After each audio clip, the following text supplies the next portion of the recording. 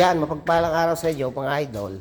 Nandito ngayon kami upang i-last touch na talaga itong hagdang ito. Talagang last day na talaga namin ngayon. Naglinis na kami dito sa baba.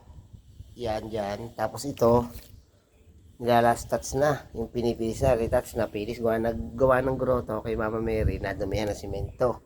Ngayon, pipinisin na namin yung araw na ito. Tapos naglinis na rin tayo sa paligid. Yan, dyan. Naglinis tayo sa paligid. Tapos ito na gagawin natin. Nag-retouch. Dito, ulitin na isa. Para okay na. Tapos,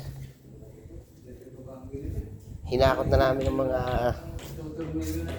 mga pintura dito sa loob. Yan. Hinakot na mga pintura dyan. Tinambak dyan. Ang gamit nga pala nating pintura, Boysen. Yan, Boysen, baka naman. Yan, tinambak dyan. Ito kasama natin si Randolph. Yan, siya nagpapatuyo dito sa labas. At ito, pininis nito at uuwi na kami. Pagkatapos nito, pauwi na kami. Nahihakot na namin lahat ng basura. Kinarga na sa truck. Yan. At kami ay uuwi na. Pagkatapos nito. Yan, ito na lang, i-imisin na natin ng konting ito. At kami uuwi na. Mga hapon pa kami uuwi. Mga hapon pa ito matatapos. Yan, tapos na yan, tapos na. May mga halaman na rin, malalaki na agad. Isang taon na. Yan. Kaya kami, mga idol,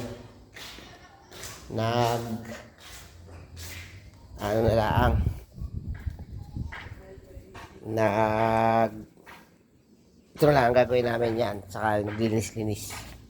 At talagang tapos na. Yan, natapos na rin natin yan. Tapos na rin natin ito. Yan. Tapos na tayo dito.